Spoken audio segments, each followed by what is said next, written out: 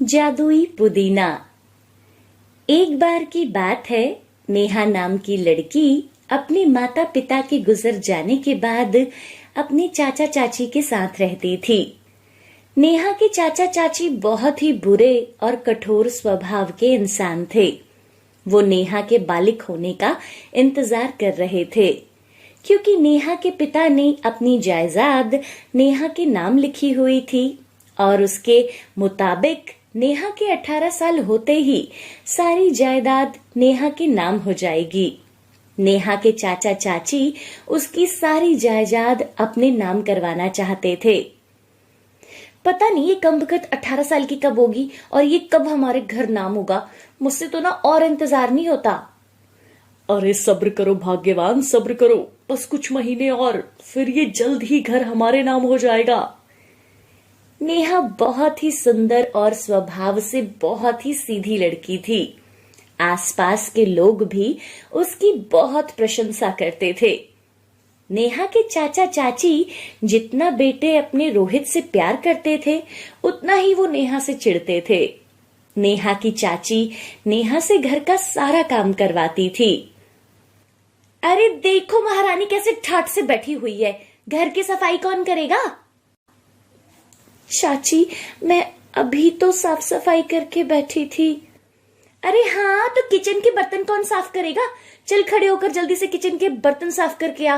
काम काज कुछ करना नहीं है, महारानी से आराम करवा लो।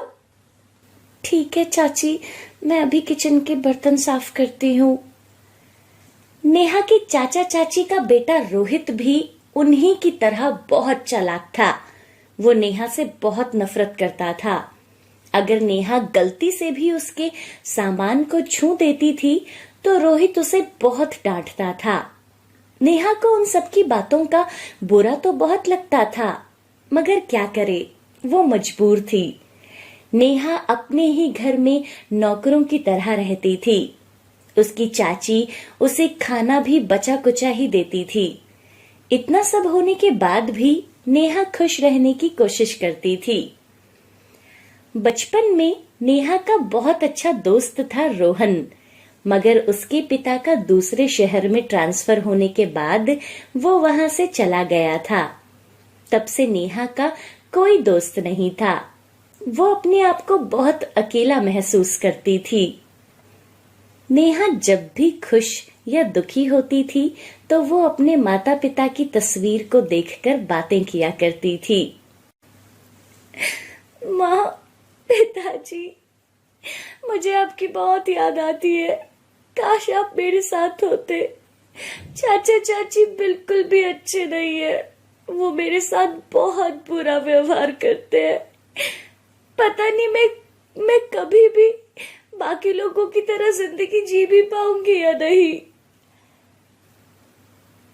एक दिन नेहा अपने बगीचे में पौधों को पानी दे रही थी। तभी अचानक से एक चिड़िया नेहा के पास आकर गिर जाती है। उस चिड़िया के पंख पर चोट लगी हुई थी।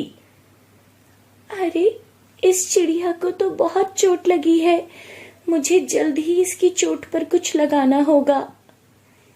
नेहा चिड़िया के पंखों पर दवाई लगाती है और एक कटोरी में उसे पानी पिलाती है। वो चिड़िया उड़ने की कोशिश करती है, मगर उड़ नहीं पा रही थी, क्योंकि उसे काफी चोट लगी हुई थी। तुम चिंता मत करो, मैं तुम्हें जल्द ही ठीक कर दूंगी और फिर से तुम भी बाकी चिड़ियों की तरह उड़ने लगोगी। कुछ दिन तक नेहा उसकी देखभाल करती है। रोज उसे दवाई लगाती है, उसे खाना खिलाती है। कुछ ही समय में वो चिड़िया ठीक होने लगती है और एक दिन वो चहकते हुए उड़ने लगती है। चिड़िया की आवाज सुनकर नेहा उसके पास आती है। अरे वाह, तुम तो फिर से उड़ने लगी। मैंने कहा था ना, मैं तुम्हें जल्दी ठीक कर दूंगी। नेहा को देखते ही वो चिड़िया अपने असली रूप में आती है। वो चिड़िया कोई और नहीं बल्कि एक सुंदर सी परी थी। हेलो नेहा, शुक्रिया मेरी मदद करने के लिए। अरे क्या, तुम तो अभी एक चिड़िया थी और तुम्हें मेरा नाम कैसे पता? तुम कौन हो?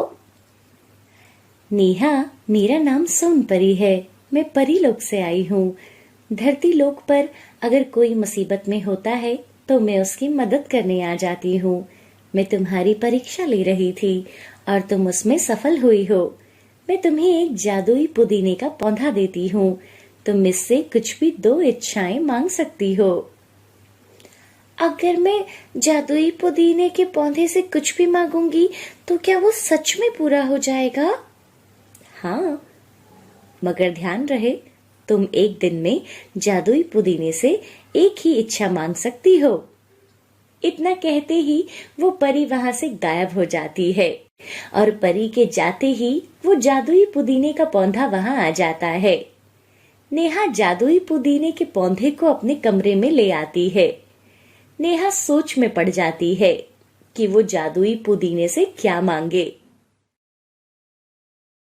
मेरे पास पहनने के लिए अच्छे अच्छे कपड़े नहीं हैं। क्या मुझे नए नए कपड़े मिल सकते हैं? जैसे ही नेहा जादुई पुदीने के पौधे को ऐसा कहती है, तभी तुरंत नेहा की पुरानी ड्रेस एक सुंदर सी ड्रेस में बदल जाती है और नेहा की अलमारी में ढेर सारे कपड़े आ जाते हैं। नेहा ये देखकर बहुत खुश हो जाती है। अरे वाह, मेरे पर ये ड्रेस कितनी सुंदर लग रही है और मेरी अलमारी में भी कितनी सुंदर सुंदर ड्रेस है। इन्हें पहनने के बाद मैं बहुत सुंदर लगूंगी। नेहा अपने कपड़ों को देख ही रही होती है कि तभी नेहा की चाची उसे काम के लिए बुला लेती है। नेहा अपनी अलमारी बंद करके घर के कामों में लग जाती है। ए लड़की, ये नए नए कपड़े कहाँ से लेकर आ रही है? और बताना जरा, कहाँ से आए तेरे पास ये? घर से पैसे चुरा कर तो ये सब नहीं ला रही है ना? नहीं नहीं चाची, मैंने कुछ पैसे जोड़ रखे थे, उन्हीं पैसों से ये कपड़े लेकर आई हूँ। ठीक है, चल अपना काम कर। अरे भाग्यवान, ये तुम क्या कर रही हो? अगर इसे इस बात का बुरा लग गया और ये घर से चली गई तो हमारे करे कराए पर पानी फिर जाएगा। अरे बस 2 दिन की बात है और इससे प्यार से पेश आ जाओ। नेहा इस बात से अनजान थी कि उसके 18 साल के होते ही उसके चाचा चाची उसे घर से बाहर निकाल देंगे। 2 दिन पूरे होते ही नेहा 18 साल की हो जाती है। उसके चाचा चाची चालाकी से घर के कागजात पर उसके साइन करवा लेते हैं और वो घर उनके चाचा चाची के नाम हो जाता है। घर नाम होते ही वो नेहा को घर से बाहर निकाल देते हैं। नेहा उनके सामने बहुत रोती और गिड़गिड़ाती है, मगर उन्होंने नेहा की एक बात नहीं सुनी। नेहा अपने बैग में कुछ कपड़े और जादुई पुदीने के पौधे को लेकर वहां से चली जाती है। चलते चलते नेहा गांव से दूर एक जंगल में पहुंच जाती है। नेहा थककर एक पेड़ के नीचे बैठकर रोने लगती है। कुछ देर बाद नेहा को याद आता है कि उसकी आखिरी इच्छा बची हुई है। वो जादुई पुदीने के पौधे को अपने बैग से निकालती है और उससे अपनी आखिरी इच्छा मांगती है। मेरी आखिरी इच्छा है, मुझे मेरे सपनों का राजकुमार मिल जाए, जिसके साथ मैं अपना सारा जीवन हंसी खुशी बिता सकूं। इतना कहते ही वो जादुई पुदीने का पौधा वहां से गायब हो जाता है और नेहा का बचपन का दोस्त रोहन वहां आ जाता है। वो नेहा को अपने साथ अपने घर ले जाता है। कुछ समय के बाद नेहा और रोहन शादी कर लेते हैं और अपना जीवन हंसी खुशी बिताने लगते हैं। और दूसरी तरफ उसके चाचा चाची का बेटा रोहित कुछ सालों बाद पैसों की लालच की वजह से अपने ही माता पिता को घर से बाहर निकाल देता है। चारों ओर बड़ी बड़ी वादियों के बीच एक छोटा सा लकड़ी का घर बना था, जहां मंगल अपनी पत्नी चांदनी और अपनी 15 साल की बेटी मीना और 9 साल के बेटे कृष्णा के साथ रहता था। इनके अलावा चारों ओर हरी भरी वादियां और मंगल की कुछ गाय भैंस भी थी। जो सारा दिन उन पहाड़ों से ही घास खाती और शाम को अपने आप अपने ठिकाने पर घर आ जाती। मंगल वहीं कुछ खेती भी किया करता था। पापा, आप बोल रहे थे वो सामने हमारा गांव है, हम वहाँ क्यों नहीं जाते? देखो वहाँ कितने सारे घर भी दिख रहे हैं, वहाँ खेलने के लिए बहुत बच्चे भी होंगे। हम वहाँ कब जाएंगे पापा? हम जल्द ही अपने गांव जाएंगे बेटा। ऐसा बोलकर मंगल वहां से चला जाता है और अपना काम करने लगता है। एक दिन शाम का समय था और आसमान में चारों ओर बादल छाए हुए थे और इधर मंगल अपनी गोभी के खेत को देख रहा था। बादल तो हो गए, अब बस हल्की सी बारिश हो जाए। गोभी की फसल भी बहुत अच्छी तैयार हुई है इस बार, और इस बार तो मैं चाचा का सारा कर्जा भी उतार दूंगा, और अगर गोभी का दाम सही रहा तो बेटी की शादी के लिए भी कुछ पैसे जमा कर लूंगा। ऐसे मंगल अपने खेतों को देखकर खुद से ही बातें कर रहा था। तभी तेज हवाएं चलना शुरू हो जाती है। मंगल अपने घर आ जाता है। आ गए आप? मैंने ना खाना बना दिया है, बच्चों को भी बुला लो, फिर साथ में खाना खाते हैं। मंगल अपने दोनों बच्चों को बुलाता है और सब मिलकर खाना खाते हैं।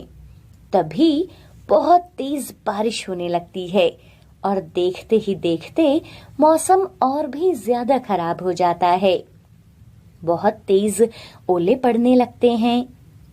अरे दीदी देखो, बाहर ओले पड़ रहे हैं, चलो ना उठाकर खाते हैं। कृष्णा दरवाजे में खड़ा होकर जमीन पर पड़े कुछ ओले उठाता है और उन्हें खा लेता है।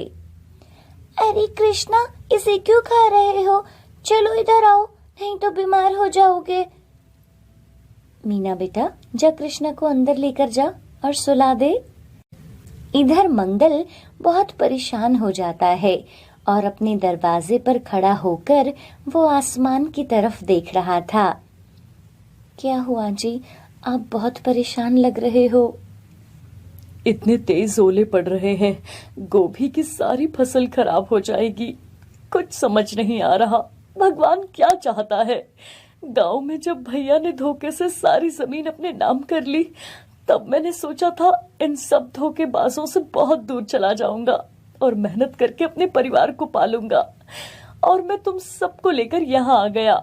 लेकिन यहाँ देखो, अब भगवान भी मेरे साथ क्या खेल खेल रहे हैं। अब भगवान की मर्जी के आगे हम क्या कर सकते हैं जी, आप चिंता मत करो, चलो अभी सो जाओ। और सब लोग सो जाते हैं, लेकिन मंगल का ध्यान आसमान में गरज रही बिजली और तेजी से पड़ रहे ओले और बारिश पर था। उसे पूरी रात नींद नहीं आती। कल क्या होगा, इसी उधेड़-बुन में उसकी सारी रात निकल जाती है। सुबह जब मंगल की आंख खुलती है तो वो जल्दी से उठता है और अपने खेतों में जाता है और दूर से अपने खेतों को देखता है तो पूरा खेत ओले से ढका था और सारे गोभी के डंठल टूटे हुए थे। मंगल वहीं खेत में बैठ जाता है और रोने लगता है। हे भगवान, ये क्या हो गया, मेरी पूरी फसल बर्बाद हो गई। अब मैं अपने बच्चों का पेट कैसे भरूंगा। मंगल की आंखों से आंसू बह रहे थे और कुछ आंसू गोभी के फूल पर गिरते हैं। तभी आसमान से सूरज की किरणें खेत में पड़ती है और पूरा खेत सोने की तरह चमकने लगता है। अरे ये क्या, मेरा खेत इतना चमक क्यों रहा है। मंगल जैसे ही पास पड़े टूटे हुए गोभी के डंठलों को देखता है तो वो हैरान रह जाता है। मंगल गोभी को हाथ लगाता है। मंगल जल्दी से आसपास पड़े बाकी गोभियों के डंठलों को देखता है। अरे ये क्या, ये सब तो सोने की गोभी है। मेरे खेत में सोना, हे भगवान, मुझे तो विश्वास ही नहीं हो रहा, मेरे खेत में इतना सारा सोना। मंगल इतना खुश होता है कि खुशी से झूमने लगता है और वो भागता हुआ अपने घर जाता है, जहाँ बच्चे आंगन में खेल रहे थे। मीना, कृष्णा, बेटा तुम्हारी माँ कहाँ है? तभी घर के अंदर से चांदनी भी बाहर आती है। क्या हुआ जी? यही तो हूँ मैं। जल्दी चलो, सब मेरे साथ। वो मैं तुम्हें कुछ दिखाना चाहता हूँ खेत में। अरे जल्दी चलो ना। पापा, क्या है खेत में? कोई जानवर है क्या? या बहुत सारे मोर आए हैं? मंगल तेजी से खेतों की तरफ बढ़ रहा था। अरे कुछ बताओ तो सही, आखिर क्या है? खेत में कब से भागे जा रहे हो? जरा धीरे तो चलो। लगता है वहां से गांव के लोग दिख रहे हैं, तभी हमें दिखाने जा रहे हैं पिताजी। कुछ ही देर में सब अपने गोभी के खेत में पहुंचते हैं और वो देखते हैं कि पूरा खेत गोभी के डंठलों से भरा पड़ा था और वो सोने की तरह चमक रहा था। अरे ये गोभी कैसे चमक रही है?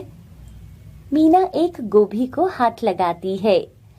अरे ये कैसी गोभी है, देखो। हाँ जी, ये क्या है? ये सोने जैसा लग रहा है। तभी मंगल हंसने लगता है। यही दिखाने तो मैं तुम्हें यहाँ लाया हूँ। हमारे खेत के सारे गोभी सोने के हैं। अब सब ठीक हो जाएगा चांदनी। और सभी लोग बहुत खुश होते हैं। मंगल अपने परिवार के साथ कुछ गोभी उठाता है और उन्हें घर ले जाता है। अब ये सोने की गोभियां मुझे थोड़ी थोड़ी ले जाकर बाजार में बेचनी होंगी। अगले दिन मंगल सुबह सुबह कुछ गोभी के डंठल लेकर बाजार जाता है।